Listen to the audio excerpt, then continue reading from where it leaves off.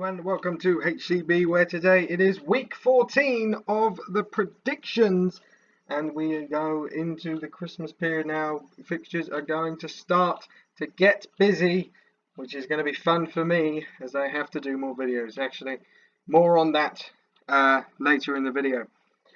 Up first, we have the Joey Barton derby as Newcastle take on Manchester City in the early kickoff on Saturday. Now, Newcastle coming off a 2-0 loss on Monday against Aston Villa. Meanwhile, City coming off a 2-1 win against Chelsea at the Etihad. Now, the last meeting between the two sides ended with Newcastle picking up the surprise win against Man City, 2-1 at St James's Park, and all you could hear from Liverpool fans after that was, "Oh, the title's wrapped up, baby!" No, it wasn't. It wasn't, you cocky buggers. It was not wrapped up, and City still ended up winning. Now, Newcastle, I know you might be thinking, "Oh, this is good. We're on good form against City." Unfortunately, that was their only win since October 2010. Every other time, City have won that game bar once in 2016. So since 2010, in October, City have only not won against Newcastle twice. Now, I do not know about you, but that is not a good stat. I'm no expert here. Actually, I probably should be convincing you I'm an expert, so you keep watching. But I'm not the premier expertise person on stats, but I'm not going to say it's not looking good for Newcastle. With that being said, I do believe this probably won't be like a wipeout or anything like that, a thrashing by Man City, but it will end up in a City win, and I'm going to say they will win 3-1 at St James's Park.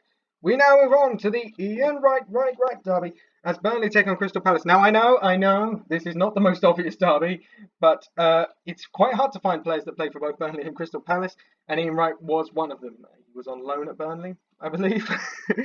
So it's not the most obvious thing. Burnley coming off their second 3-0 win in a row against a team beginning with W from London. That's quite a weird trend to go on. Unfortunately, West Ham and Watford are the only two, so you're not going to be able to continue that. So they won 3-0 against Watford away. Meanwhile, Palace coming off their third straight loss with a late loss against Liverpool. Didn't mean for that to be alliteration, but last week.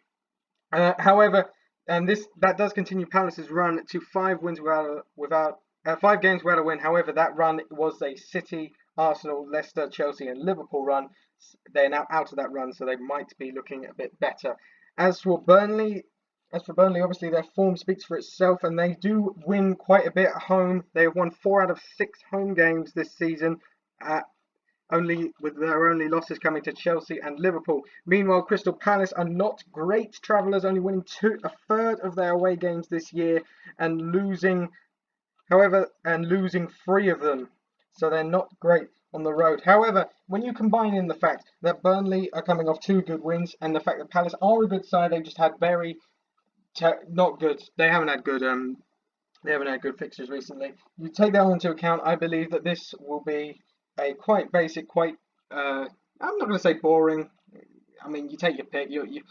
Just in case it is boring, it is going to be boring. Just in case I get that prediction right. But anyway, my actual prediction for the score will be a score draw of 1-1. We now move on to the Frank Lampard derby. Who else was I going to put for this? As Chelsea play West Ham, and I can't wait.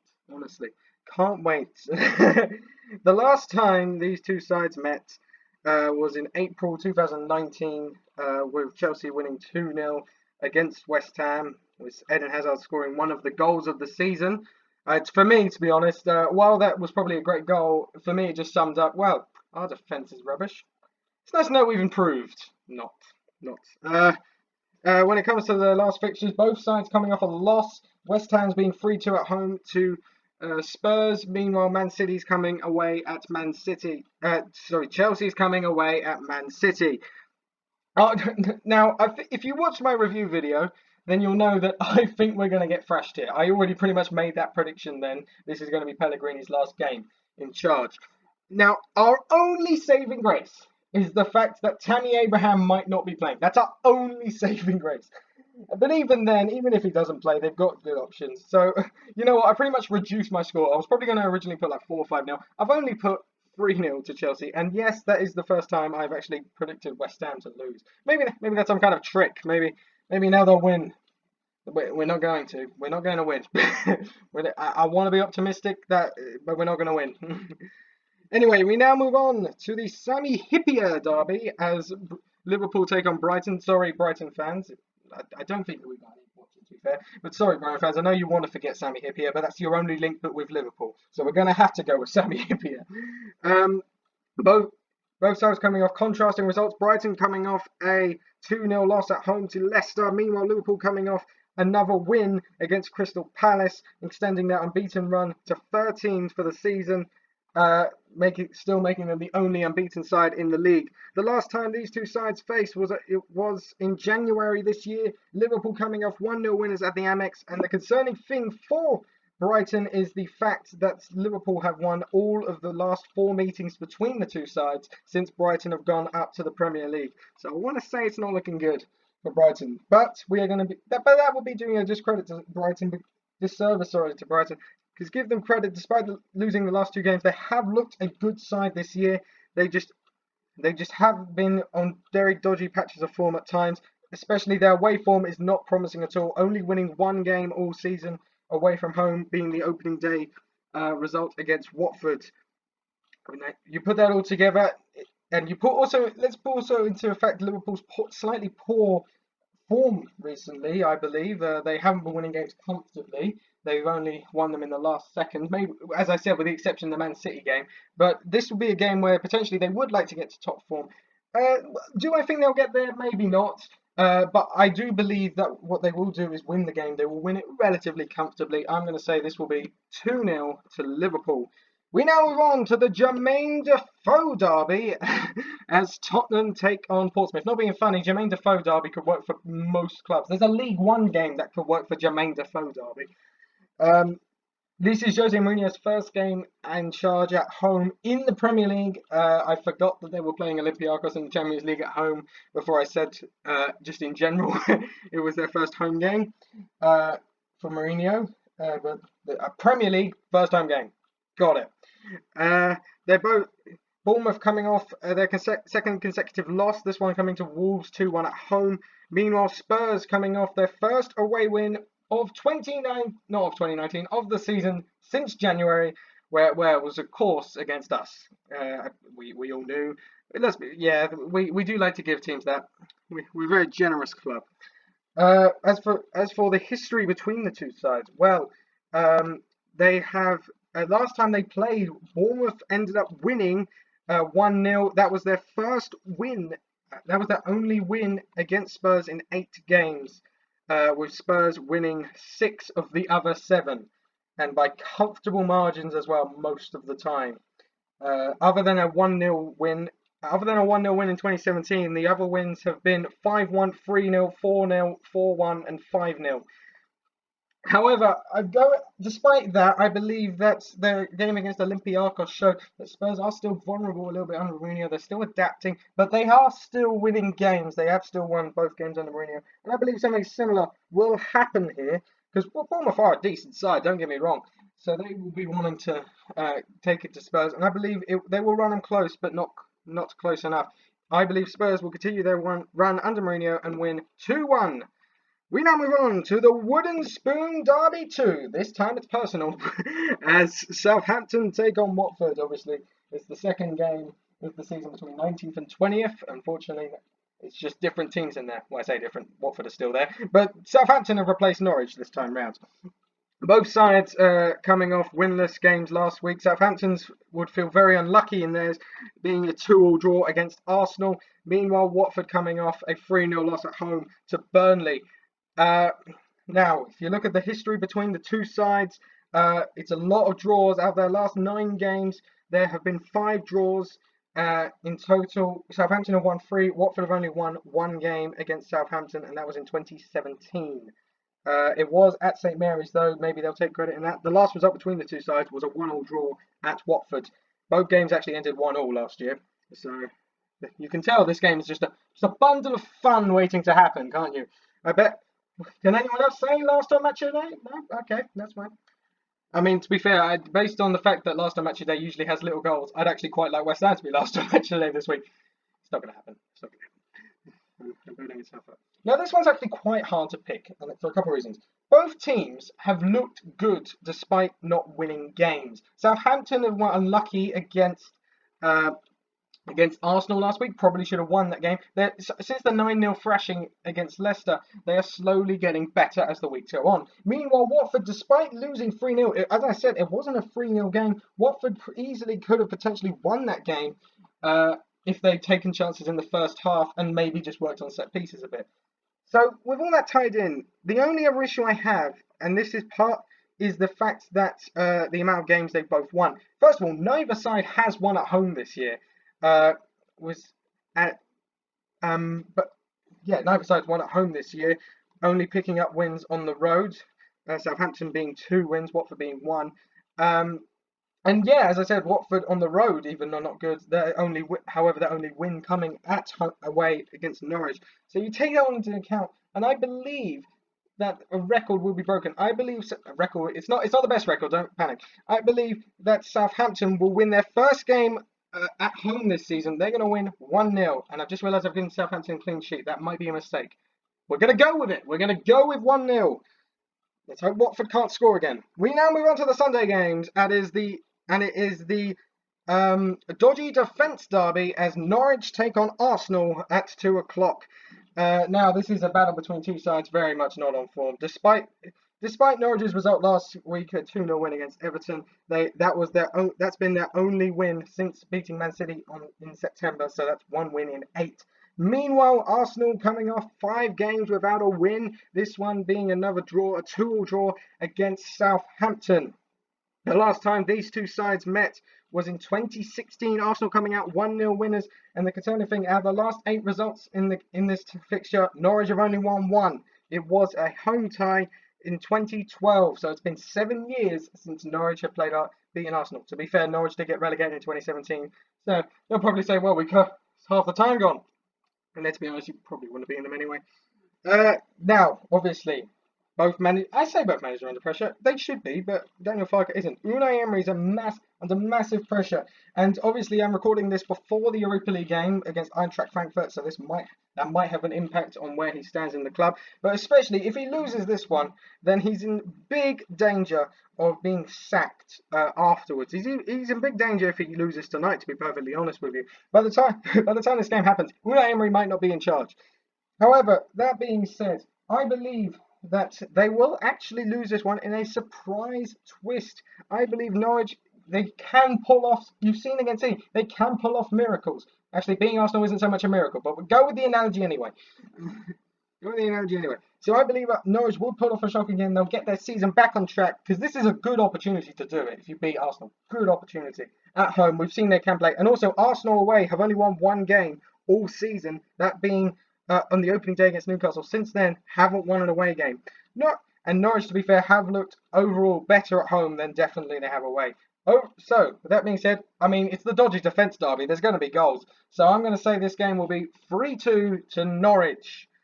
I mean, Arsenal fans are going to kill me in the comments. Actually, no, they're not. They don't write comments. We now move on to the top 6 gatecrasher derby as Wolves take on Sheffield United. And who would have thought this at the start of the season? Wolves 5th, Sheffield United 6th for the moment. And maybe you could make a case Wolves could be there. Sheffield United definitely not. Both sides coming off tremendous unbeaten runs.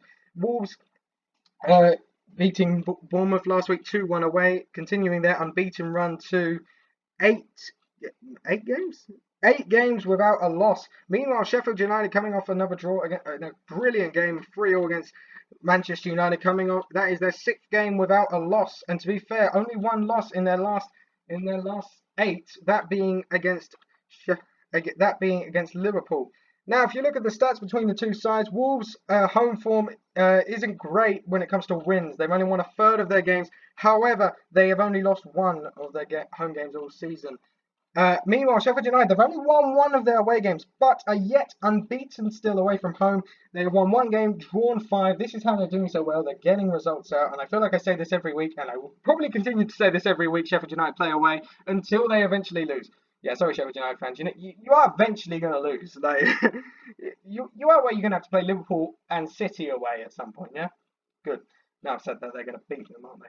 Anyway, now, this is again a hard one to pick because I believe, a key factor in this game will be Adama Traore. If he is on form like he has been last few weeks, he can really cause Sheffield United some very big issues at the back. However, I'm not sure he'll be on the greatest of form, and Sheffield United probably would have prepared for him. So, but with the home and away forms taken into account, I believe that Sheffield United will continue their unbeaten run, and they'll continue it with another draw, 1-1 for both sides. Well, it would be for both sides because they're both in this game. It's 1-0, 1-0. We now move on to the Marcus Bent derby. Okay, yes, I've never heard of him as well. There's surprisingly little links between Leicester and Everton. If you can let me know one in the comments, please do. But I even checked. Is he Darren Brent's brother? I don't know because I originally had this Darren Brent's brother derby, but I can't confirm it. Marcus Bent derby. Leicester play Everton. At 4:30 on Sunday. Leicester coming off their fifth straight win. This one being another 2-0 win against Brighton. They're also coming off their fourth straight clean sheet in the meantime as well. Meanwhile, Everton coming off a loss at home against the then bottom place side Norwich, condemning them to 16th in the league. I mean, they're below us. We're somehow below them at this point, I should point out.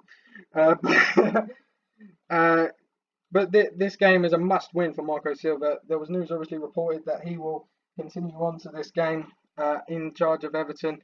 And I think there's no question, if he loses this, he is gone. There's a few managers this week that are in big trouble of getting sacked. I will say, I do find it funny that the replacements potentially are Mikel Arteta, David Moyes, or Mark Hughes. That if you're an Everton fan, that you must be shocked that for the ambition you have, that is quite poor. That's quite poor that you're only attracting those ones. Now, as for the game itself, I should say the last time these two sides met, Leicester ended up 1-0 winners, and it's actually quite even when it comes to the recent games. And the last 10 games, Leicester have won 4, Everton have won 4. There have been 2 draws in between. That being said, I believe this is going to be farewell to Marco Silva, and it's going to be quite embarrassing, I believe, because Leicester are just on good form, and with Everton's dodgy defence at the back, I mean, they let Norwich score too, for crying out loud, and the fact they can't even score, I mean, for God's sake, they didn't score any against Norwich. Sorry, Norwich fans, it's just you were bottom at the time. Leicester are going to pounce on that. They are scoring goals for fun, especially on the counter-attack. Everton are very susceptible to the counter-attack. So I believe, bye-bye Marco Silva, 4-0 to Leicester. We now move on to the final game, which is the Ashley Young derby, as Manchester United play Aston Villa. Both sides coming off not losing last week. Man United, drawing 3-0 with Sheffield United at Bramall Lane. Meanwhile, Villa coming off a win against Newcastle 2-0 at home. The last time these two sides met was in 2016, and this is a game Villa will remember, as it is the one that relegated them to the Championship for the first time in their history. 1-0 loss to Manchester United. To be fair, this wasn't the sole cause of their relegation. They were one of the worst Premier League sides I've ever seen, but it was the final nail in the coffin. The fact it was April was concerning. Also, another concerning thing for Villa, in the last 10 meetings between the two sides, Villa have not won one. In fact, since 2009, they have not won a single meeting against Manchester United. And you've got to remember, half that time, Man United weren't good. So that is not good for Villa. As for this match itself, I believe that a few weeks ago I maybe would have said, Villa, they've got a good chance. And to be fair, they could always pull off an upset with some wonder goals from the likes of Conor Hourihane and Douglas Luiz. I could definitely see them, if they pull off an upset, them scoring, or John McGinn. How can we forget? But it's at the end of the day, Man United, they have looked better in recent weeks. And as of recording, by the way, they are actually beating Astana 1-0 in the Europa League. That will give you some indication when I recorded this. So they have looked better in recent weeks. Despite the performance last week against Sheffield United, they've beaten the likes of Norwich and Brighton, and I believe Villa are in that same sort of calibre of team. So with that being said, I believe that Man United will win this game 2-0. Now we move on to the fantasy team, and I have trusted in Dwight McNeil this week for Hudson-Odoi, just because Hudson-Odoi wasn't getting much game time and Dwight McNeil has looked good in recent weeks. So the team is in goal Schmeichel, back three of Robertson, Sonachue and Lundstrom. Middle four of Kante, De Bruyne, Mane and McNeil. Vardy, Abraham and Aubameyang top. Vardy as captain. Now I am aware Abraham might be injured. I feel like with players like Abraham, when you can't take him out, you might as well put him in.